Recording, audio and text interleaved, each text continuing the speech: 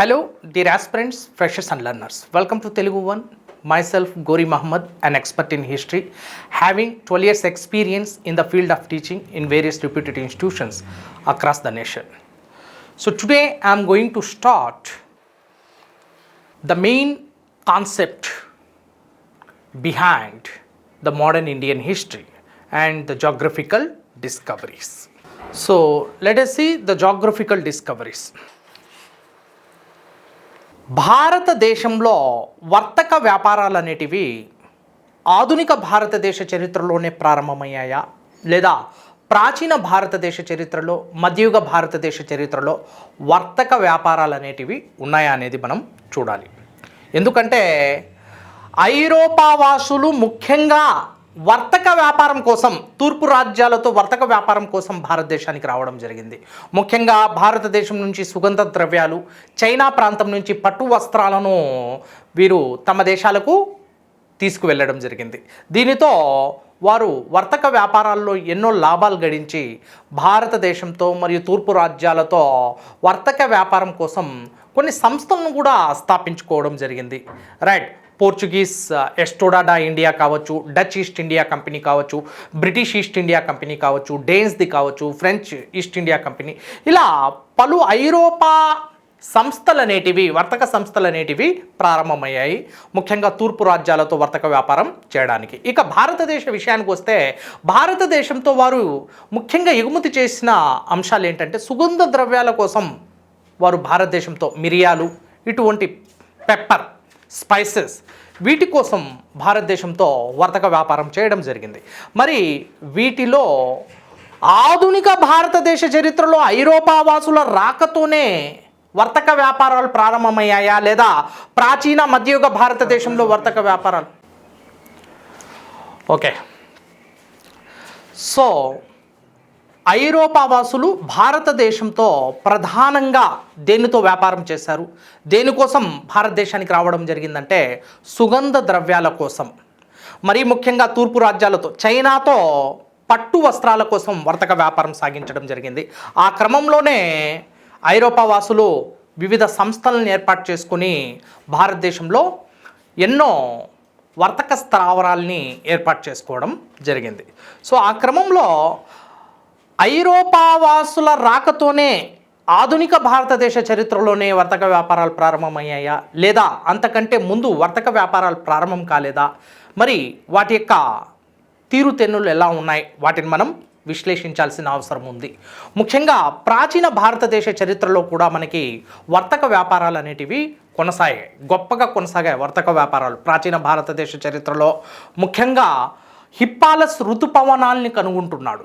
హిప్పాలస్ ఋతుపవనాలను కనుగొన్న అనంతరం ప్రాచీన కాలం నుంచి వర్తక వ్యాపారాలు అనేటివి గొప్పగా కొనసాగాయి. మరి ఈ ఋతుపవనాలను కనుగొనడం అనేది ఈ వర్తక వ్యాపారంలో ఒక విప్లవాన్ని ప్రారంభించింది. మరి వర్తక వ్యాపారాలు ఒక్కసారిగా నత్త నడకల్లో ఉన్న వర్తక వ్యాపారాలు ఊపందుకొని ప్రాచీన భారతదేశ చరిత్రలో తూర్పు రాజ్యాలకు ముఖ్యంగా భారతదేశానికి మరియు ఐరోపా రాజ్యాలకు మధ్య వర్తక వ్యాపారం అనేది పతాక స్థాయికి చేరుకుంది. వీటికి సంబంధించిన ఆధారాలు కూడా ఇక్కడ మనకి ప్రస్ఫుటంగా కనిపిస్తున్నాయి. Right, an unknown sailor from Alexandria wrote a book, Periplus of Erythraean Sea. So unfortunately the name of the author is not available. So unknown sailor wrote a book, Periplus of Erythraean Sea, in which he mentioned about the Indian trade and European trade with India and the premium port cities of India. Right, so this is a very very important source to know about the ancient trade and commerce. Periplus of Erythraean Sea. Next, Ptolemy's Guide to Geography. Ptolemy's Guide to Geography is also one of the important source to know about the ancient trade and commerce. So Ptolemy's Guide to Geography describes the trading relations between India and European nations in ancient times. Next, Pliny's Natural History. This is one of the important source to know about the bullion that drained to Indian subcontinent from Europe. So he propounded some sort of drain of wealth from European nations to India, from Roman Empire to India. So భారతదేశానికి bullion అంటే ఈ బంగారు నాణాలు ఏ విధంగా Europe ప్రాంతం నుంచి భారతదేశానికి వచ్చాయి, సో బ్యాలెన్స్ ఆఫ్ పేమెంట్ చెల్లింపుల శేషం అనేది భారతదేశానికి ఏ విధంగా ధనాత్మకంగా నమోదైంది, చెల్లింపుల శేషంలో భారతదేశం ఏ విధంగా ధనాత్మక స్థాయిలో భారతదేశానికి అనుకూలంగా మారిందనేది మనం చర్చించుకోవాలి. రైట్, ప్లీనీస్ న్యాచురల్ హిస్టరీలో చాలా ప్రస్ఫుటంగా ఇది చర్చించబడింది. నెక్స్ట్ ఏన్షియంట్ రూట్స్ గురించి కూడా మనం చర్చించుకుందాం. సో ఫస్ట్ ఆఫ్ ఆల్ మనం గుర్తుంచుకోవాల్సిన అంశాలు కొన్ని ఉన్నాయి. ఈ గ్రంథాల్లో పెరిప్లస్ ఆఫ్ ఎరిత్రియన్ సీ అనే గ్రంథంలో ఏ అంశాలు ప్రస్తావించబడ్డాయి? See here, Periplus of Erythraean sea అనే గ్రంథంలో ముఖ్యంగా ద్వీపకల్ప భారతదేశం యొక్క ప్రధాన నౌకా పట్టణాలు, రేవు పట్టణాల గురించి ప్రస్తావించడం జరిగింది. ఇక్కడ ముఖ్యంగా గుజరాత్లో బ్రోచ్, బరుగచ్చ అని పిలుస్తాం. గుజరాత్లో మోడర్న్ బ్రోచ్, బరుగచ్చ. అదేవిధంగా మహారాష్ట్ర ప్రాంతంలో సోపారా మరియు కల్లినా అనే రేవు పట్టణాలు, మహారాష్ట్ర ప్రాంతంలో. అదేవిధంగా మలబార్ ప్రాంతం, మలబార్ అంటే కేరళ ప్రాంతం, ఇక్కడ 2 రేవు పట్టణాలు ఉన్నాయి. అందులో ఒకటి టిండిస్ అనగా క్యాలికట్. పోర్చుగీస్ వారు మొట్టమొదటిసారిగా భారతదేశానికి రావడానికి మార్గం సుగమమై చివరికి కాలికట్ రేవు పట్టణానికి చేరుకోవడం జరిగింది. సో దాన్నే టిండిస్ అని పిలుస్తున్నాం. క్యాలికట్, కేరళ నుంచి క్యాలికట్ ప్రాంతాన్ని టిండిస్ అని. అదేవిధంగా ముజిరిస్ అంటే కొచిన్ ప్రాంతం, కేరళలోని కొచిన్ ప్రాంతాన్ని ముజిరిస్ అని. అదేవిధంగా తమిళనాడులోని Poduke or Arikamedu, the modern Puducherry or Pondicherry ప్రాంతాన్నే అరికమేడు అని పిలిచేవారు ప్రాచీన కాలంలో. సో పాండిచ్చేరి కూడా ఒక ప్రధాన రేవు పట్టణంగా కొనసాగింది. ఇక ఆంధ్ర ప్రాంతం నుంచి Machilipatnam, present Machilipatnam from Krishna district. Machilipatnam is also one of the important premium port city, an important port in ancient times, right? Even in the medieval times, during the period of Kakatiyas, even in the modern times, Machilipatnam was the trading station of many European nations. Okay, next gang is also known as Tamra Lipti from Bengal. Bengal ప్రాంతంలో ఉన్న తామ్ర లిప్తిని గ్యాంగ్ అని కూడా పిలుస్తాం, modern Gange. So this all are the premium port cities mentioned in Periplus of Erythraean sea by an unknown sailor and the captain of ship from Alexandria, and the traveling experiences of an unknown sailor from Alexandria were recorded in this book, right? He recorded the entire traveling experiences and premium port cities and his voyages and the importance of his voyages through the Erythraean Sea or Red Sea. Greeks called Erythraean Sea as Red Sea. గ్రీకులు ఎర్ర సముద్రాన్ని Erythraean సీగా పిలుస్తున్నారు. So అందుకే దాన్ని Periplus of Erythraean sea అనే పేరు ప్రస్తావించబడింది. Next second source, Ptolemy's guide to geography. So this book mentioned about the various climatic conditions and geographical conditions, right? And mainly the differences between the European soil and Indian soil or eastern countries' climatic conditions and geographical features were beautifully mentioned in A Guide to Geography by Ptolemy. And next, third book, Pliny's Natural History. According to Pliny's Natural History, India involved only in exports, that is one-way trade, not two-way trade, one-way trade, which means India involves in exports. So the balance of payment is conducive for Indian traders. And India receive huge amount of bullion. Bullion means gold coins and silver coins from European nations, mainly the Roman చక్రవర్తుల యొక్క సువర్ణ నాణ్యాలు మనకి శాతవాహనుల కాలంలో పుష్కలంగా బయలుపడ్డాయి. Augustus, Claudius లాంటి చక్రవర్తుల యొక్క నాణాలు. సో ఈ విధంగా మనకి ఋతుపవనాల యొక్క ఆవిష్కరణతోనే మన భారతదేశంతో తూర్పు రాజ్యాలతో బ్రిటిష్ వారు మరియు ముఖ్యంగా ప్రాచీన కాలంలో ఐరోపా రాజ్యాలు, రోమన్లు వర్తక వ్యాపారాలు సాగించారు. అంతకుముందు క్రీస్తు శకం 46కు పూర్వం ఋతుపవనాలను కనుగొనలేదు.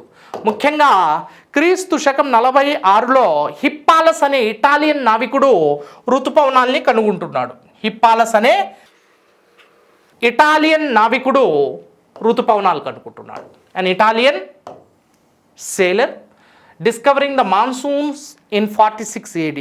So before discovery of monsoons, there was no growth and development of trade. Okay. Soon after the discovery of monsoons, what happened? Revolutionary changes taken place in the field of trade and commerce after the major discovery of monsoons. And what are the revolutionary changes? Here, see.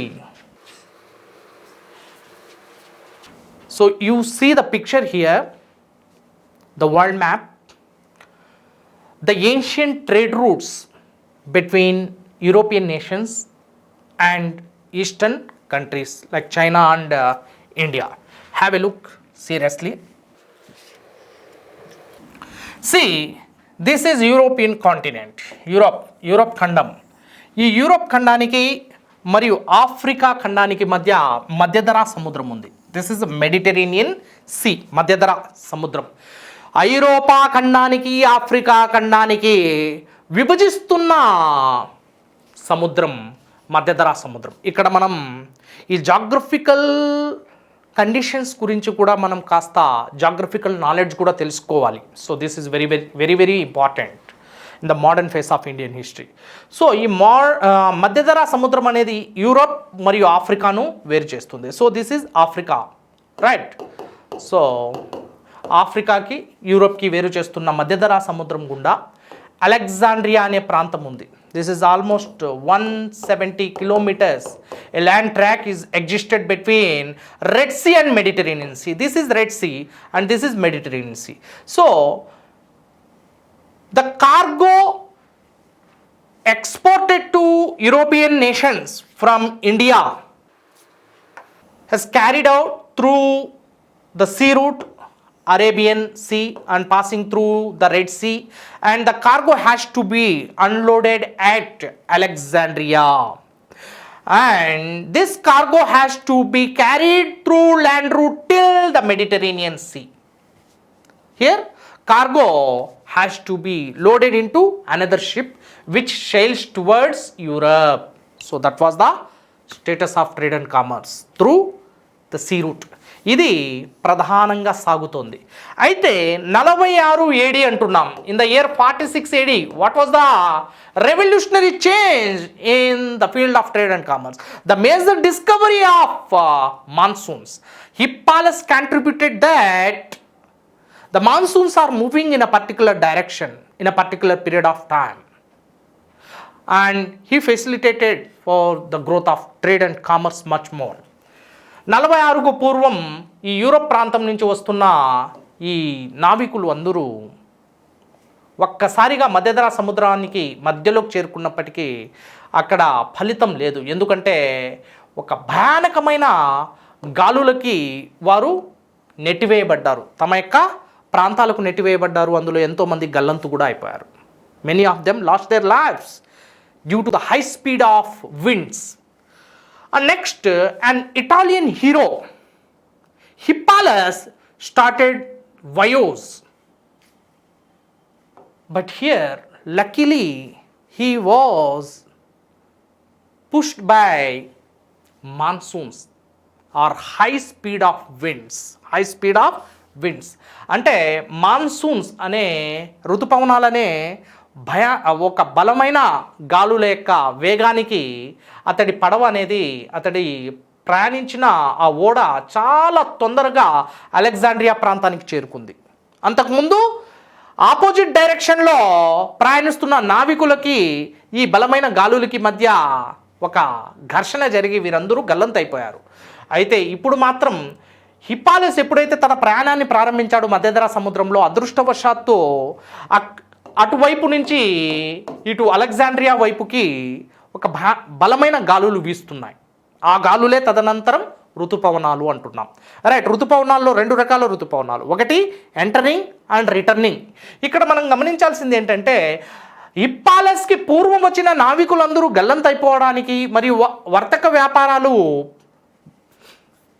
విజయవంతం కాకపోవడానికి కారణం ఏంటంటే సముద్రయానం అనేది సజావుగా సాగలేదు.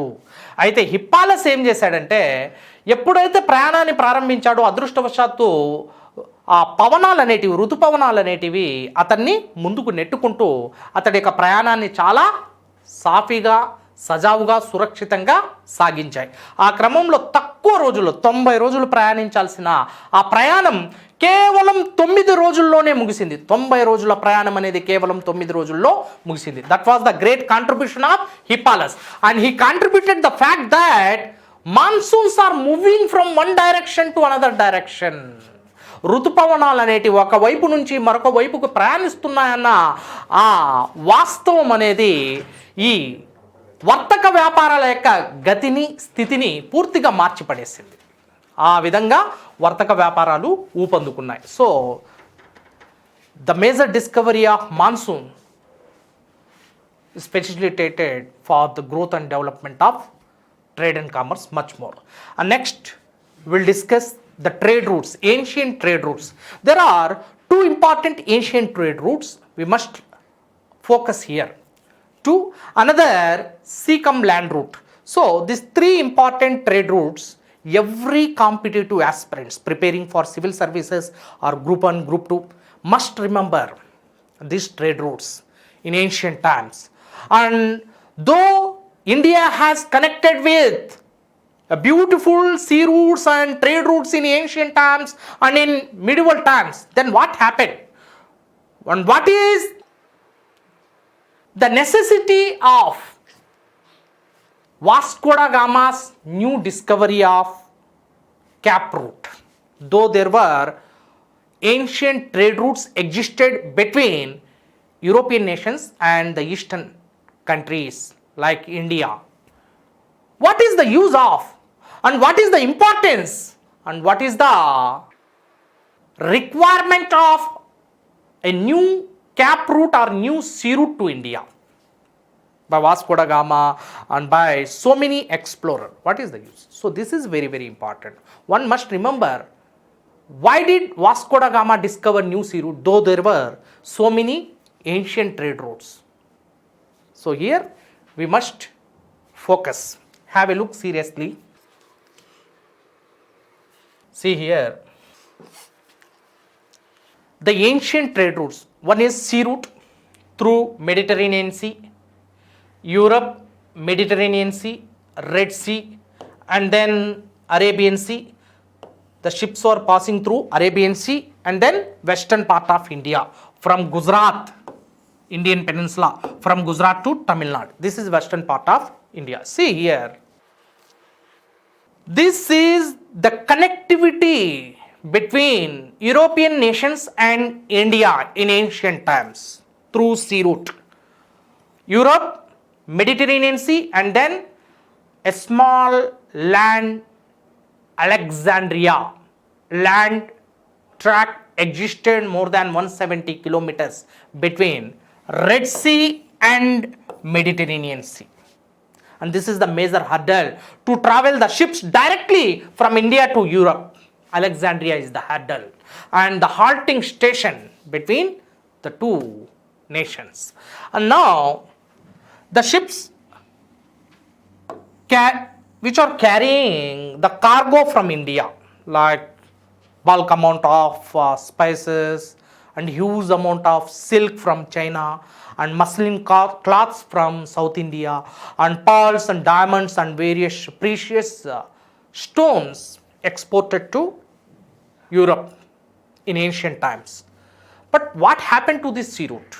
Let us discuss. The ships carrying the cargo passing through Arabian Sea and then through Red Sea, and here the ships has to be unloaded because Alexandria is the major hurdle between Red Sea and Mediterranean Sea, and here the cargo has to be carried through. The cargo has to be carried through land route. See here at Alexandria, this point. The cargo has to be carried through land route around 170 kilometers till the coastal part of Mediterranean Sea, and here the cargo has to be loaded into another ship which sails to Europe. That was the status. But here what happened at Alexandria? At Alexandria, as it is a major hurdle and halting station for ships, at Alexandria, pirates started abducting the wealth, cargo. Pirates started plundering the wealth or cargo. So these huge robberies were taken place in ancient times. Pirates started looting. Thus, Europeans did not receive the imports, and immediately Indian traders or the traders of eastern countries or eastern nations like China and India, they did not receive the profits. So they thought this route is no use. So they banned the route subsequently. ఆ విధంగా అటు పిమ్మట ఈ మార్గాన్నే మూసేస్తున్నారు. ఎవరు మూసేస్తున్నారు? భారతీయ వర్తకులు, తూర్పు దేశాలకు చెందిన వర్తకులు మూసేస్తున్నారు. When they are not receiving the profits, then what would be the use of this route? Thus, the route was banned due to the huge robberies, plunderings, looting by the pirates at Alexandria. That was the major problem. Thus, the sea-cum land route was banned. See, this sea-cum land route from Europe, Mediterranean Sea, so that is Mediterranean Ocean, which divides Africa and Europe. And next Red Sea, next Arabian Sea. See, the same thing we saw on the map, and then India, the western coastal part of India. So that was the route, and that route was banned, closed, and came to an end. And next,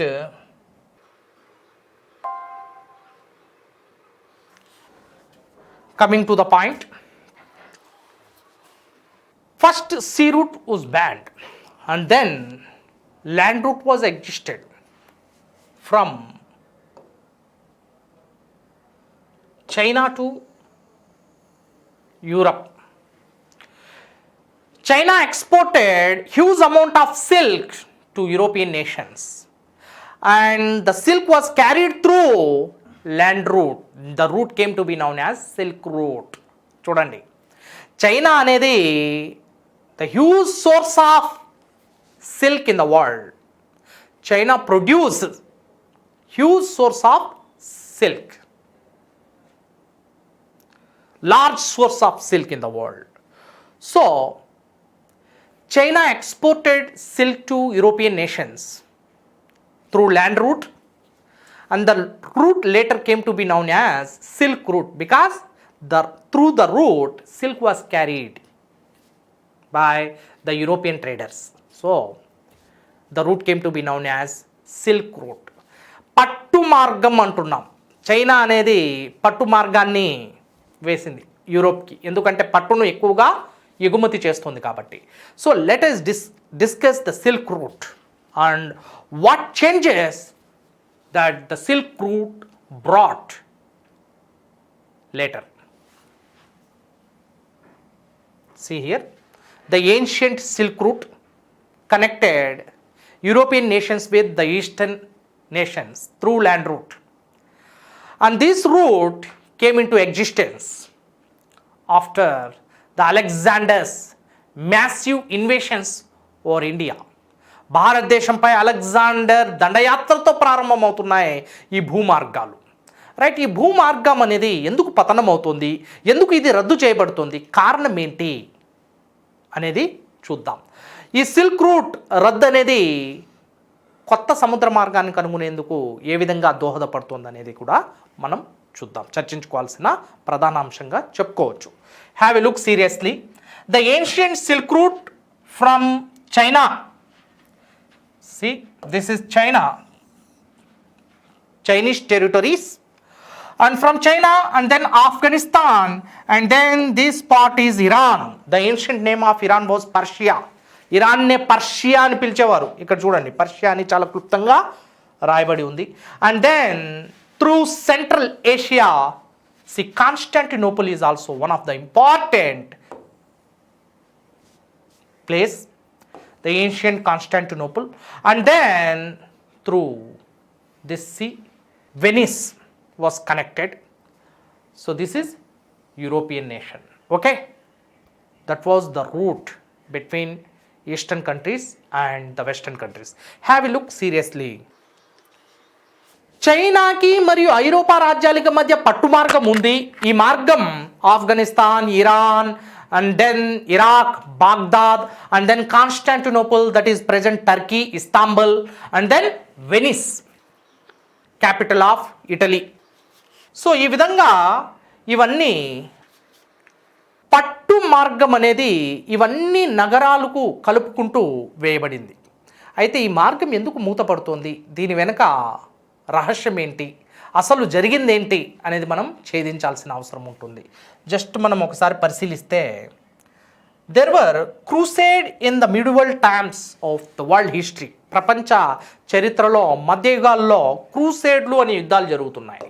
crusade, crusade అనగా మత యుద్ధం, మత యుద్ధాలనే క్రూసేడ్లు అంటాం. మత యుద్ధం లేదా మత యుద్ధాలు, crusades or the religious war. And జిహాద్ అనే మరొక పేరు ఉంది. Jihad is a war in Islam as per the Islamic scripture and Prophet Muhammad, the founder of Islam. Jihad can be used whenever the religion faced a threat from other communities.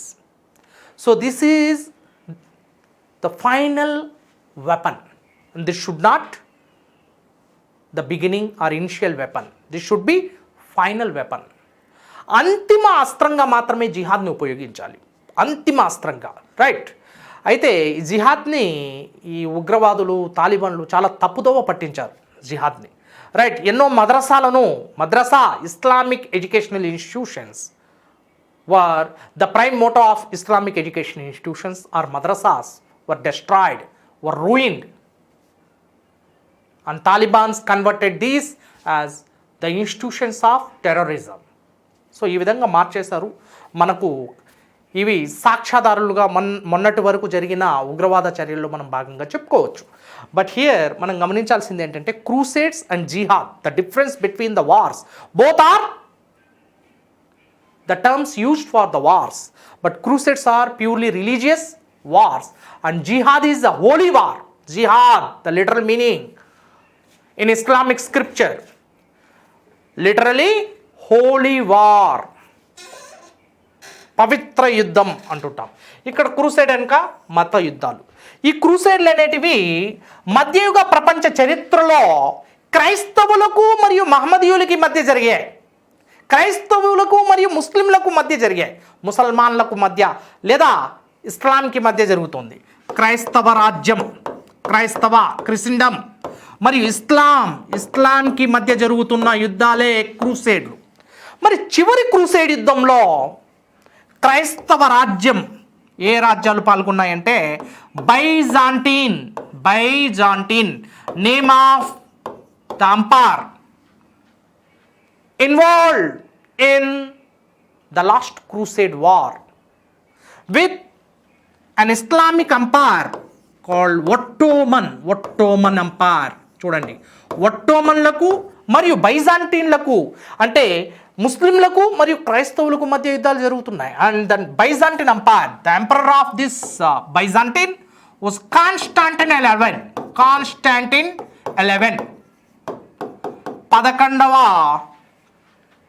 Konstantin పరిపాలిస్తున్నాడు. మరి Ottoman, the ruler of Ottoman was Muhammad II, the Turkish ruler.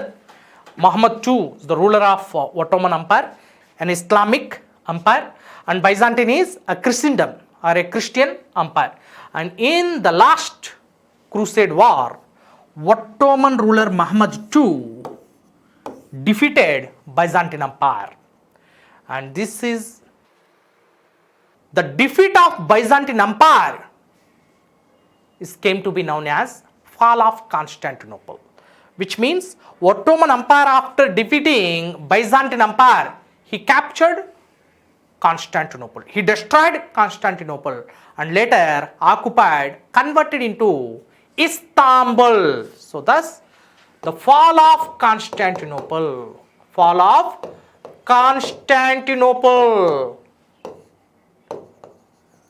was the major factor that responsible for the new discovery of new sea route to India, cap route to India by the European explorers. ఐరోపా నావికులకు కొత్త సముద్ర మార్గాన్ని కనుగొనడం చాలా అనివార్యమైంది. కారణం ఏంటంటే ఇక్కడ కాన్స్టాంటినోపుల్ని ఆక్రమించేశాడు ఒట్టోమన్ రాజు, ముస్లిం చక్రవర్తి Muhammad II. A Constantinople was renamed as ఇస్తాంబుల్గా దీన్ని మార్చేశాడమ్మా. కాన్స్టాంటినోపుల్కి ఏ విధంగా మార్చేశాడు? Istanbul, the present capital of టర్కీకి క్యాపిటల్గా మార్చబడింది. సో దిస్ ఈస్ కాల్డ్ తురుష్కుల దండయాత్ర అని కూడా పిలుస్తాం. అందుకే టర్కీ నుంచి ఎవరైనా భారతదేశంలోకి చొరబడితే కానివ్వండి, మరి ఏ దేశాలపైకి వెళ్ళినా కూడా వారిని తురుష్కులు అని పిలుస్తున్నాం. In Indian context, right, whoever came from Turkey or came to be known as Turanis or Turushk. Turkey నుంచి వస్తున్నారు కాబట్టి Turanis, Asaf Jahi dynasty is associated with Turkey. Okay, so now see here, the Constantinople was captured by Ottoman Empire Muhammad II, and immediately he banned the land route, that is Silk Route. He did not allow the European merchants into his soil, into his territories. Thus the land route was also banned and came to an end. The chapter of land route is closed, and now there is no hope. European traders are helpless. European traders are hopeless when Muhammad II banned the European merchants to enter his territory. So any nation in the world can survive without trade and commerce, but an European nation cannot survive without trade and commerce. So the sustainability and the survival of European nation was under threat, and there was a great challenge before the European nations, and their economy is mainly associated with trading activities or trade and commerce. So here the question of European nations' sustainability and survival is still a point of debate till the advent of Europeans, till the new discovery of cap route to India. Okay, and now here the hopeless European traders started searching new sea route to India. భారతదేశానికి కొత్త సముద్ర మార్గాన్ని కనుగొనకపోతే మన యొక్క సామ్రాజ్యాలు నేలమట్టమవుతాయి. మన ఆర్థిక వ్యవస్థ ప్రధానంగా వర్తక ఆర్థిక వ్యవస్థ, వాణిజ్య ఆర్థిక వ్యవస్థ కాబట్టి ఇక ఇతర దేశాలతో మనం వాణిజ్యం చేయకపోతే మనం కుప్పకూలిపోతామని భావించిన ఐరోపా పాలకులు మరియు వర్తకులు నావికుల్ని ప్రోత్సహించారు. ఆ ప్రోత్సాహంలోనే నూతన సముద్ర మార్గాలు అనేటివి కనుగొనబడుతున్నాయి. వాటి గురించి మనం చర్చించుకుందాం. Next come back. See here, this is the second route, land route, Europe with Asia through land route or silk route. Have a look. Through China, Afghanistan, next Iran, and that is the ancient Persia, present Iran, and then Iraq, Baghdad, and then Constantinople, present Istanbul, the capital of Turkey. Okay, so ఈ విధంగా, and then Venice, an European city. So ఈ విధంగా Venice ప్రాంతానికి ఓడలు చేరుకునేవి, right, వస్తువులు చేరుకునేవి. భూమార్గం ద్వారా మొత్తం ప్రయాణించి చిన్న జలమార్గంలో ఓడల ద్వారా అక్కడ వర్తక వ్యాపారం అనేది కొనసాగింది, right. And next the third route through Persian gulf, through sea along the Persian gulf. Persian అఖాతం అని ఒకటి ఉంది, దీని గురించి కూడా మనం చర్చించుకోవాలి. పర్షియన్ అఖాతం ఎక్కడుంది, దాని యొక్క ప్రధాన అంశం ఏంటి? See here, see from the western part of India, northwest frontier provinces of India.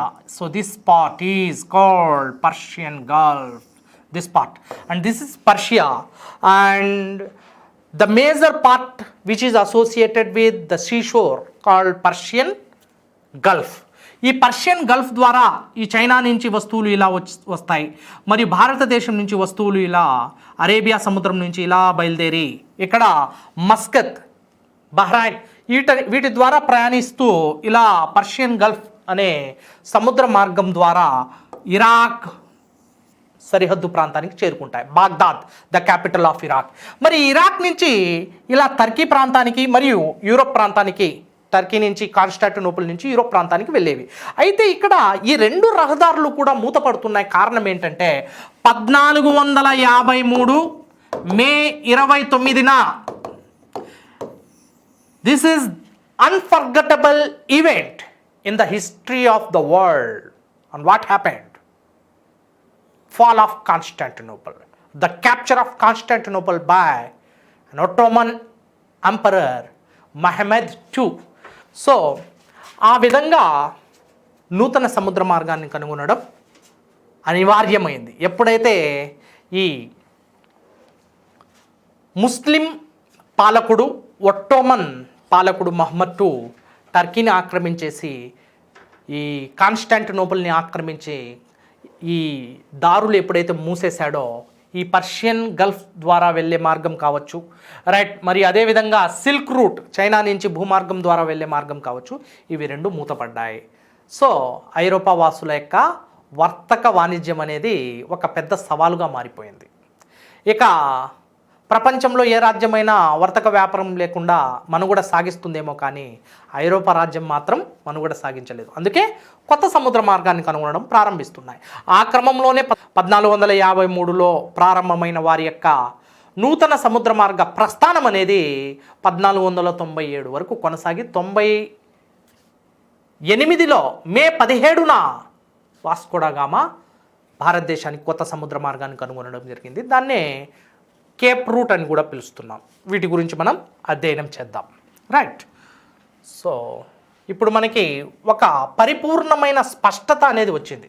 ఎందుకు నూతన సముద్ర మార్గం కనుగొనడం అనేది అనివార్యమైంది, కారణం ఏంటి అనేది మనకి పూర్తి స్థాయి స్పష్టత వచ్చింది. సో ఇప్పుడు ఒకసారి మనం గమనిస్తే ఇక్కడ భారతదేశానికి నూతన సముద్ర మార్గాన్ని కనుగొంటే తూర్పు రాజ్యాలతో, అన్ని రాజ్యాలతో వ్యాపారం చేయొచ్చు అన్న నిర్ణయానికి వచ్చి ఈ ఐరోపా వర్తకులు, ఐరోపా నావికులను ఐరోపా వర్తకులు మరియు ఐరోపా పాలకులు ప్రోత్సహించడం జరిగింది. అందులో స్వయంగా పోర్చుగల్ ప్రాంతానికి చెందిన ఒక గొప్ప పాలకుడు ప్రిన్స్ హెన్రీ ది నేవిగేటర్ అని కూడా పిలుస్తాం అతన్ని. ఎందుకు నేవిగేటర్ అనే బిరుదును స్వీకరించాడో మనం చూద్దాం. ఈ ప్రిన్స్ హెన్రీ ఆధ్వర్యంలో నౌకాశాలల నిర్మాణం అనేది ప్రారంభమైంది. నౌకాశాలల నిర్మాణం ప్రారంభం కావడమే కాకుండా నౌకాయానంలో ఉపయోగించే పరికరాలు, equipments, mainly the compass and navigators indicating the north and south directions, ఈ మ్యాగ్నెటిజంలో అయస్కాంతంలో ఇవన్నీ వస్తుంటాయి మనకి, రైట్. ఉత్తర దక్షిణ ధృవాలని చూపించే, ఎన్ఎస్ ధృవాలని చూపించే దిక్చూచుల్ని, వీటన్నిటినీ అతడు కనుగొనడం జరిగింది. వాటిని సముద్రయానంలో, నౌకాయానంలో ఎక్కువగా ఉపయోగించడం జరిగింది. అంతేకాకుండా నౌకాశాలల్ని నిర్మించి నావికుల్ని, కొత్త తరం నావికులందరికీ శిక్షణ ఇప్పించి, రైట్, తూర్పు రాజ్యాలకు సముద్ర మార్గాన్ని కనుగొనడానికి అతడు ఎంతో గొప్ప సాహసం చేశాడు.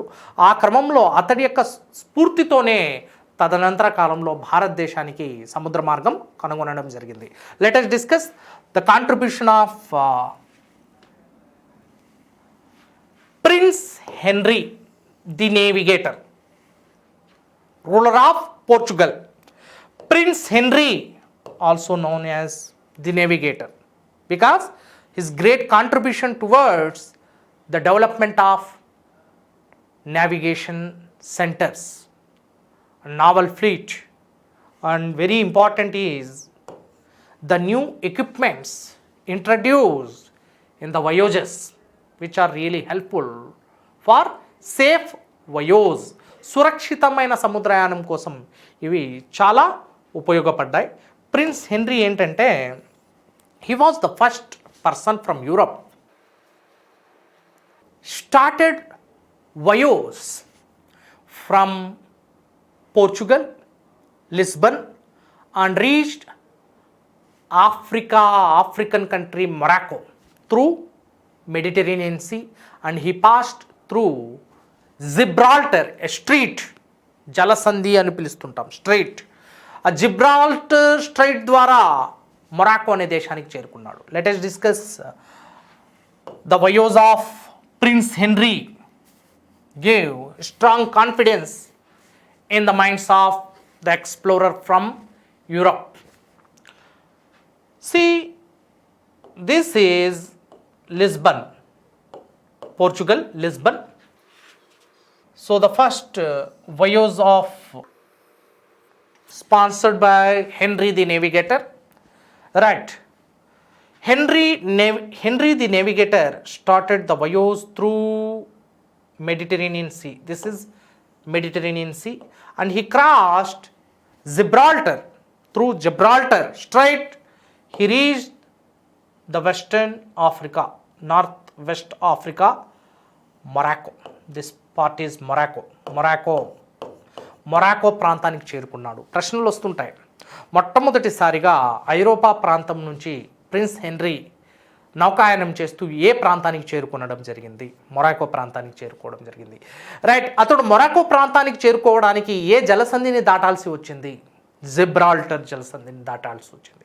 ఏ సముద్రం గుండా ఇతడు నౌకాయానం చేశాడు అంటే ఈ మధ్యధరా సముద్రం గుండా. ఎందుకంటే మధ్యధరా సముద్రం అనేది దేనికి మధ్యలో ఉంది?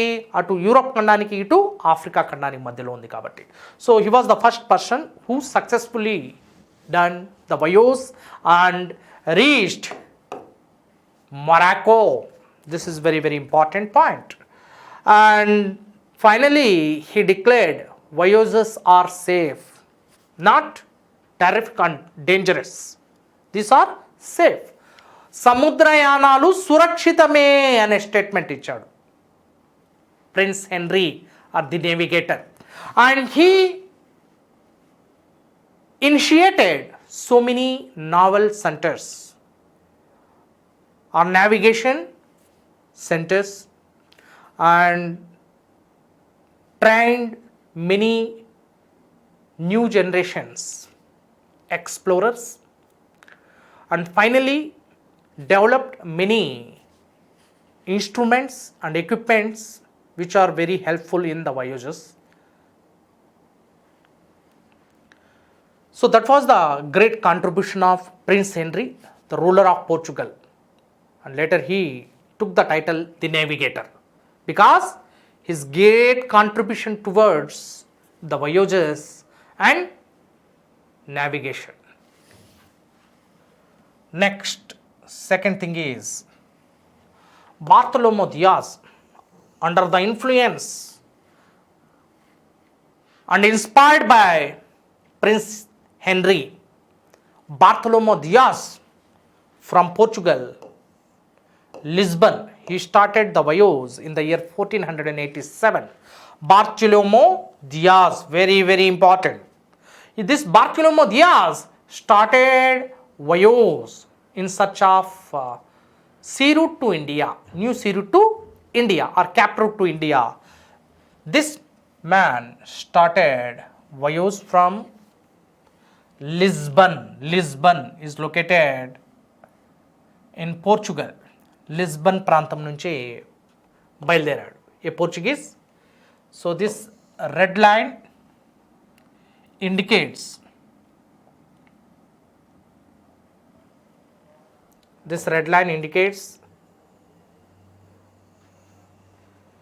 the voyage of Bartolomeo Diaz, a Portuguese, and he came from Lisbon and started traveling on sea around the western tip of Africa, and then he came to the bottom of South Africa,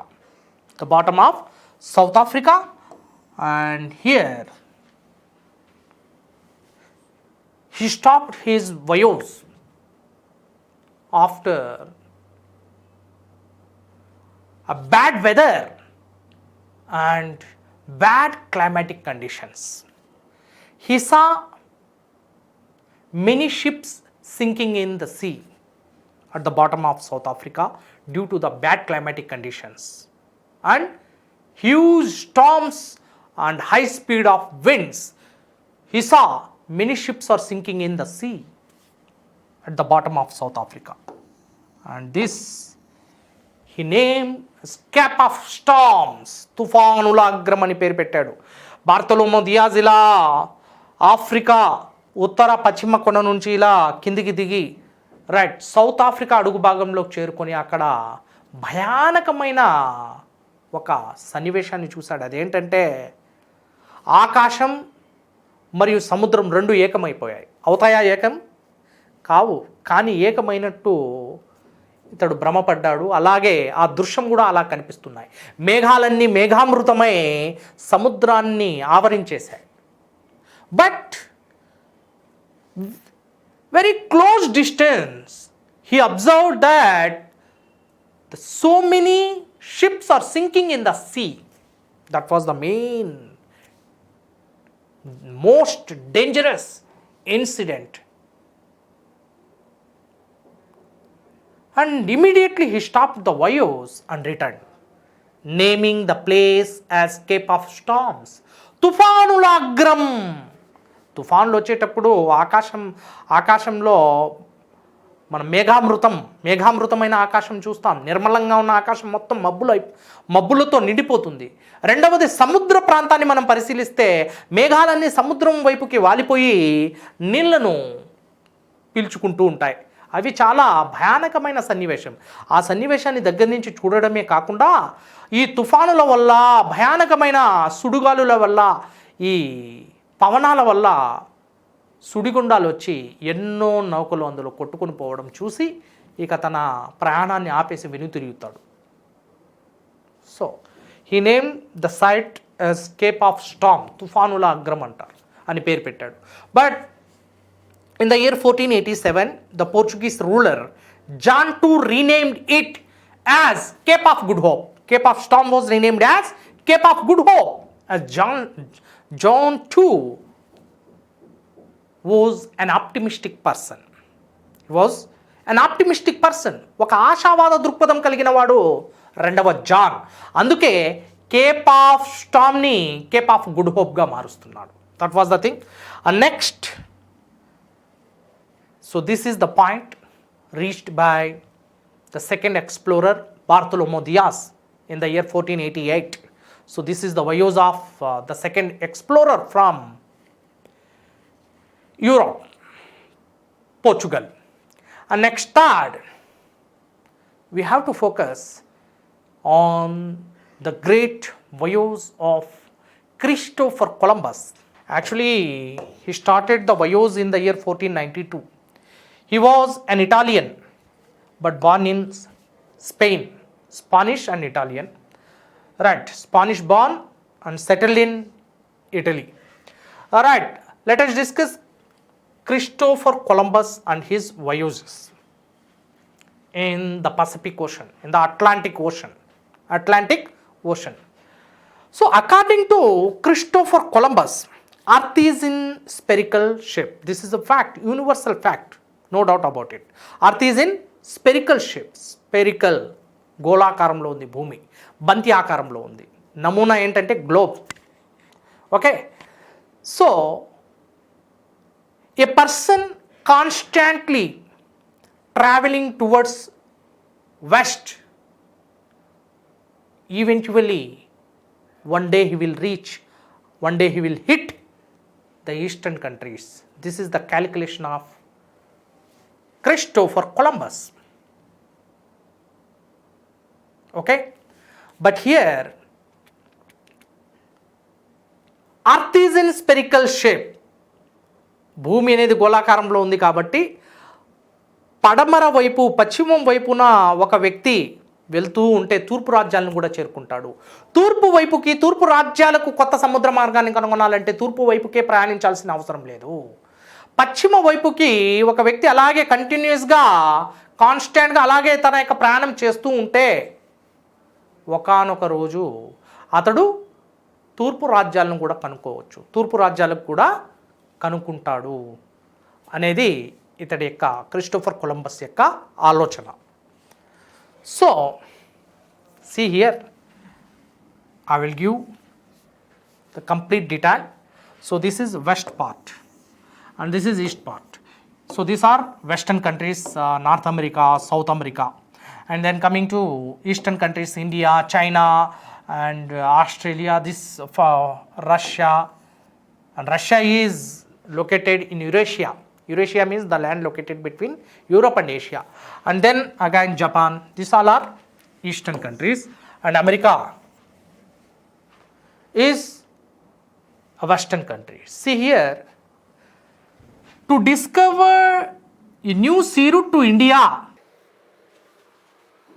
a person can travel on sea towards west and finally he will hit eastern countries as earth is in spherical form or spherical shape.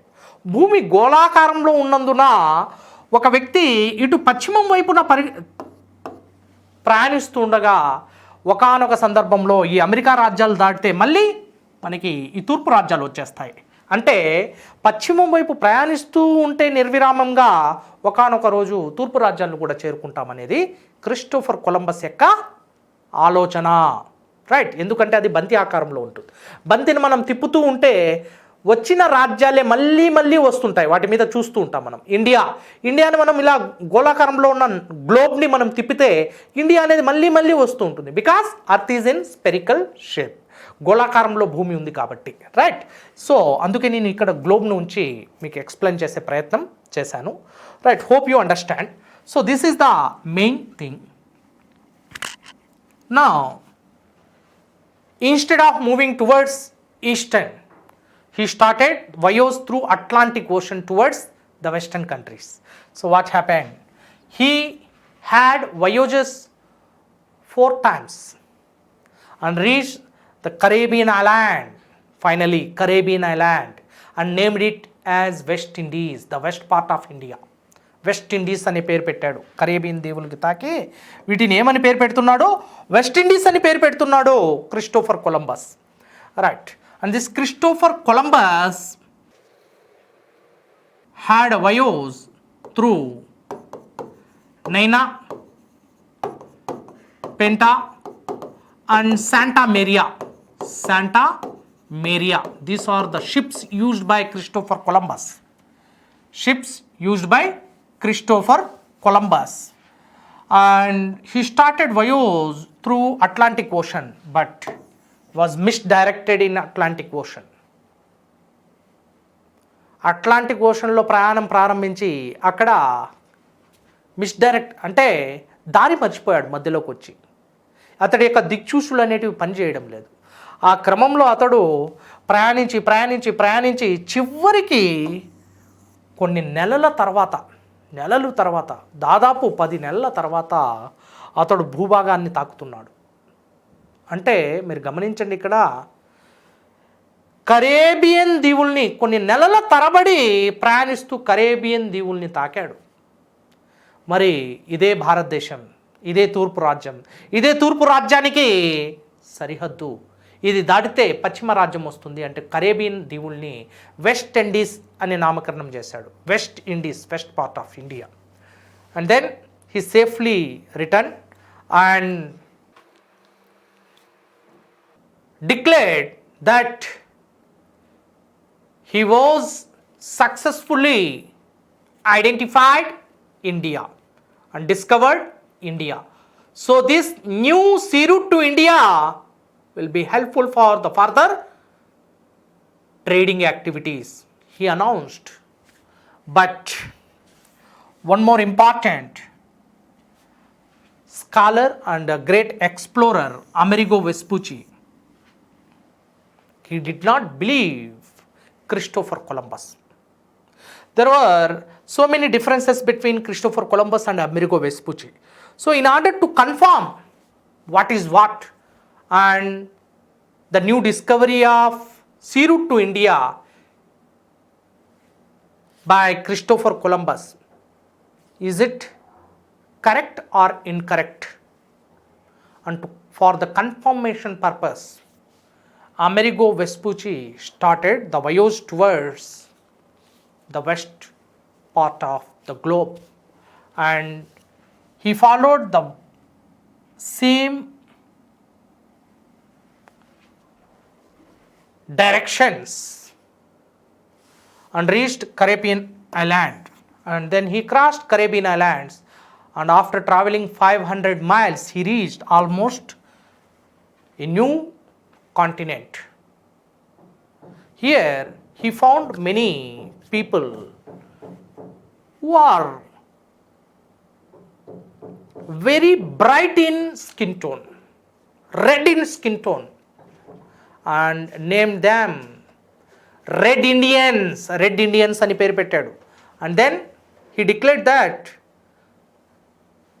Christopher Columbus did not discover India, and this is almost a new continent.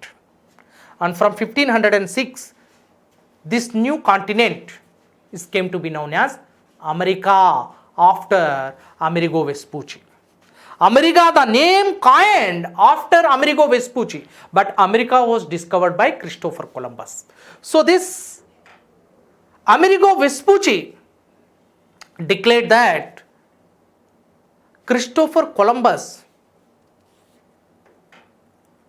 was miscalculated, and his views, thoughts in order to searching new sea route to India was miscalculated. He was wrong in order to search new sea route to India. Almost he discovered new continent, that is America, that is not India. So he confirmed the discovery of America by Christopher Columbus. So that was the thing. So Christopher Columbus discovered America, that was not India. And America came to be known as after Amerigo Vespucci from 1506. Okay, so this is about the explorers, and finally the attempts did so remained failed, utterly failed in order to discover new sea route to India or cap route to India. And let us discuss the final voyage under the leadership of Vasco da Gama, a Portuguese explorer. Portuguese explorer Vasco డా gamma యొక్క సముద్రయానం భారతదేశానికి నూతన సముద్ర మార్గాన్ని కనుగొనడంలో ఇతడి యొక్క పాత్ర ఏంటో మనం ఒకసారి చర్చించుకుందాం.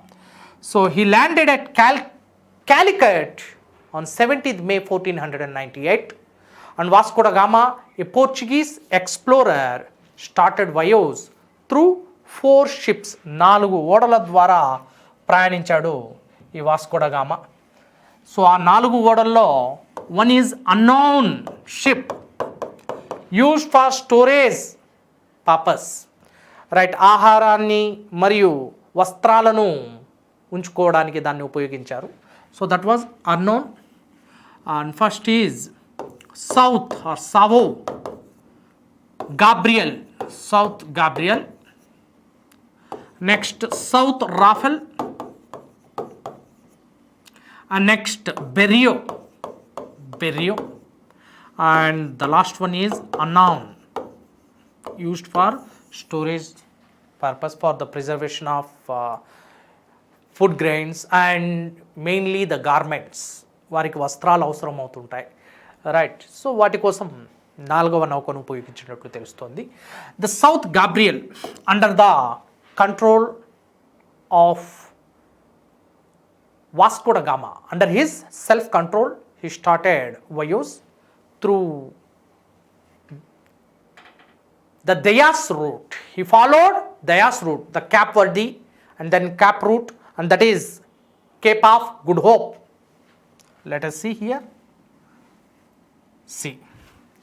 He followed the route of his ancestor Bartolomé Diaz from Lisbon, Cape Verde. This is Cape Verde, around the western tip of Africa. Then he reached the bottom of South Africa, and that is Cape of Good Hope was already discovered by Bartolomé Diaz.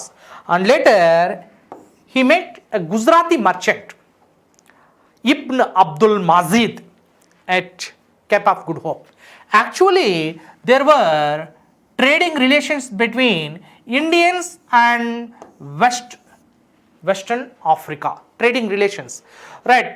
Pachima Africa ki, sorry, eastern part of Africa or eastern countries like Madagascar and many Abyssinian or Ethiopias, right. These countries had trading relations with India, right. భారతదేశంతో తూర్పు ఆఫ్రికాకి చెందిన ప్రాంతాలన్నీ వర్తక వ్యాపారాన్ని సాగిస్తున్నాయి. చూడండి ఇక్కడ మన తమిళనాడు ప్రాంతానికి Malabar, Calicut is located in Kerala, Malabar region.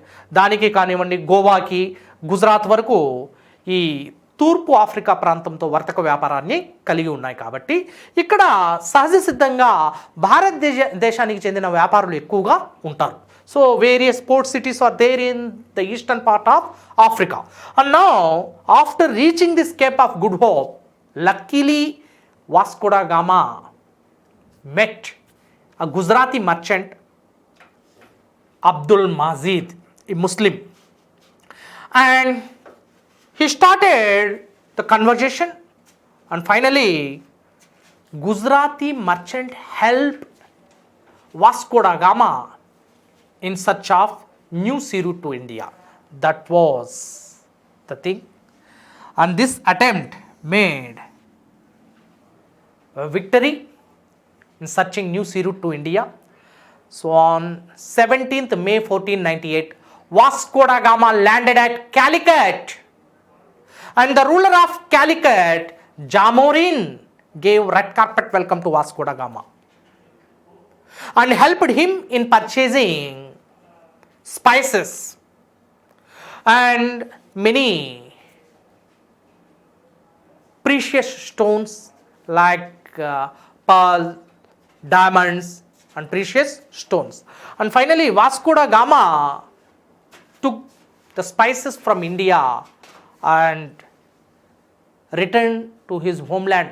First he started selling them in the Venice market. Venice is famous for the market in Italy. So he sold out and received 27 to 60 times profits, and hence he realized the profit of Indian trade, and that the way that the European received the benefits or profits through the eastern trade. And finally there was a great demand for Indian spices, and Europeans mainly, they are feeling very great, and there was a great demand for Indian spices because they wanted to take each and every cuisine with Indian spices. Indian spices. That was the great demand for Indian spices. And every cuisine was having these Indian spices at the time of modern world history. So they felt some sort of prestigious and great feeling using through the Indian spices. Using the Indian spices was the great thing in the European cuisines. And finally what happened? There was a great demand, and the demand for Indian spices was increasing day to day.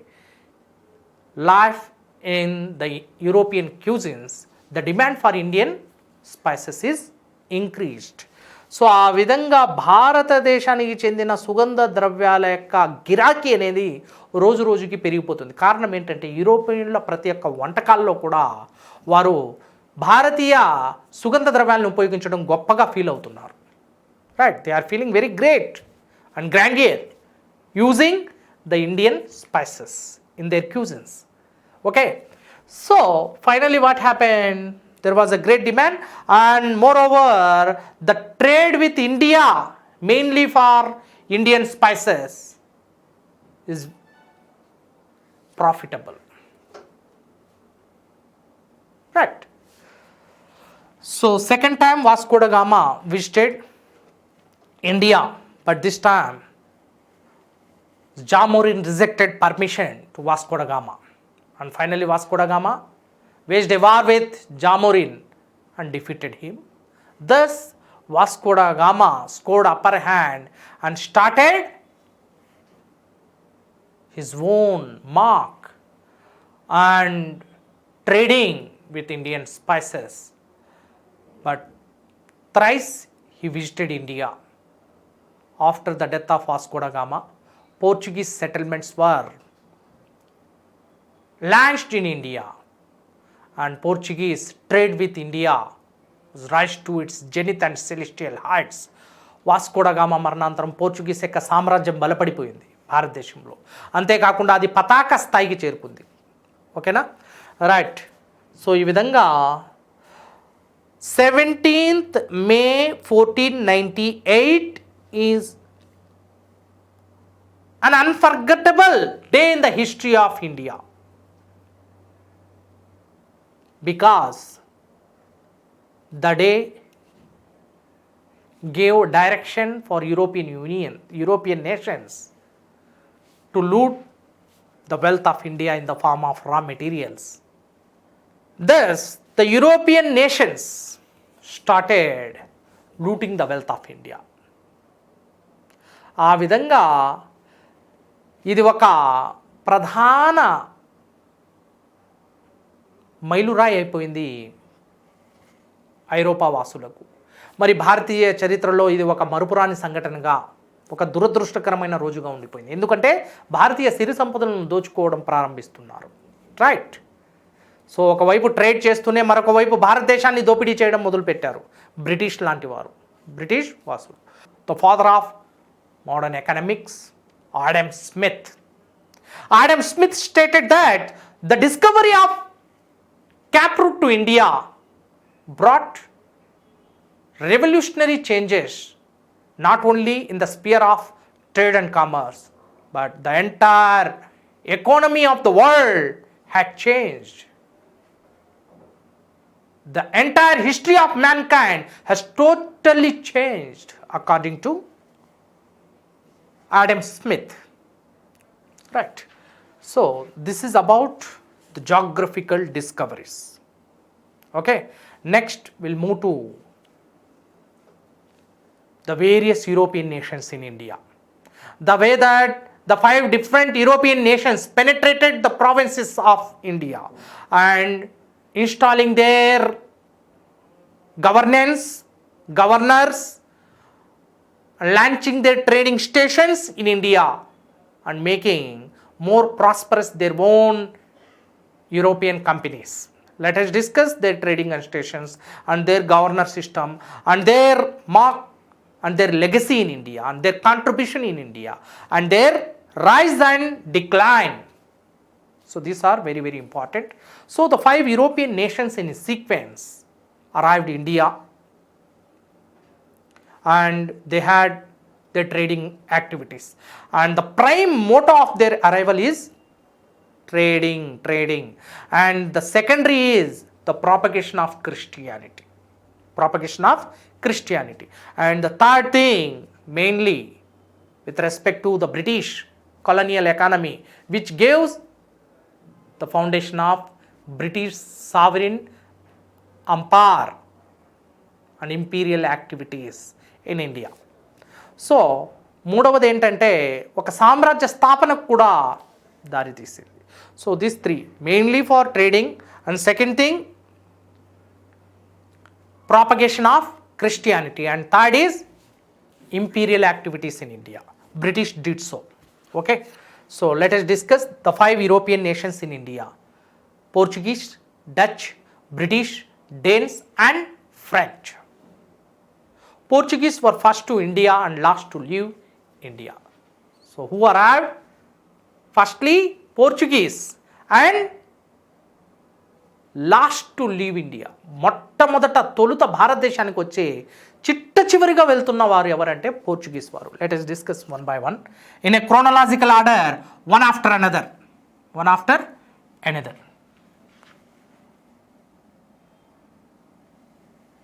See, so our next topic on the Portuguese, the advent of Europeans and mainly the Portuguese. Okay, so up to this level we understood the main reason for the discovery of new sea route or cap route to India, right, and the banning on the ancient trade routes by Indians. So these all things we discussed so far. Now I am going to discuss the advent of Europeans. The first topic is Portuguese, and then Dutch, and then English, one after another in a sequence or chronological order. Okay, so let us see. First is the arrival of Portuguese.